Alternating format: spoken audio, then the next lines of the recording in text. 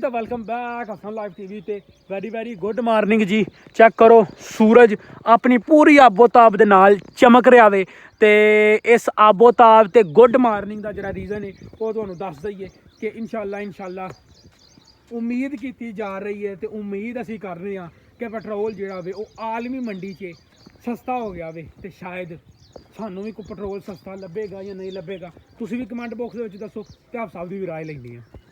हाँ जी आप साहब पेट्रोल सस्ता होना चाहिए वज़ीर आज़म ने खुशखबरी दे छड़ी है, लेकिन उन्होंने जिन्ना हो सके डिले करना है ताकि आवाम की जेब से जिन्ना हो सके उन्ना पैसा इकट्ठा हो तो उस तो बाद किसी एक दिन आके आएंगे कि इन्ना सस्ता कर छड़िया। वाह वाह हो गए जी, हो गया हिसाब किताब हो गया तो आलमी मंडी च भाजी वो जरा क्रूल आयल ਉਹਨੂੰ ਕੀ ਆਂਦੇ ਨੇ ਉਹਦੀ ਜਿਹੜੀ ਆਪਣਾ ਪਹਿਲਾਂ ਸੀ ਉਹ ਪਰ ਬੈਰਲ ਦੇ ਹਿਸਾਬ ਦੇ ਨਾਲ ਜਿਹੜੀ ਪੈਟਰੋਲ ਦੀ ਕੀਮਤ ਉਹ ਜਿਹੜੀ ਡਿਫਾਈਨ ਹੁੰਦੀ ਸੀ ਉਹ ਤਕਰੀਬਨ ਤੁਸੀਂ ਕਹਿ ਸਕਦੇ ਹੋ ਕਿ 110 120 110 120 ਜਾਣ ਡਈ ਸੀ।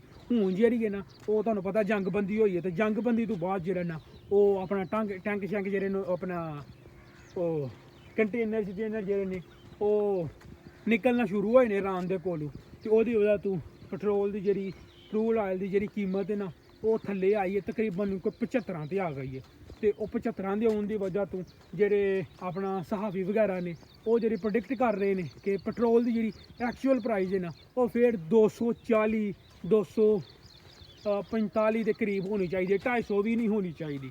ये उन्हें प्रोडिक्ट किया वे तो वेखो हूँ इंशाल्लाह असी भी उम्मीद करने क्योंकि वो ओपन होने तो बाद ना ये जिन्ना भी ना एरिया अफ्रीका का एरिया वो भी पेट्रोल दी कीमत काफ़ी वधियां सन ते ओदे अपना न्यूज़ आने तो बाद तो कुछ जहाज़ जेह्ड़े ने निकलन तो बाद जेह्ड़ा ना उन्होंने पेट्रोल दी कीमत काफ़ी ज़्यादा घटियां ने।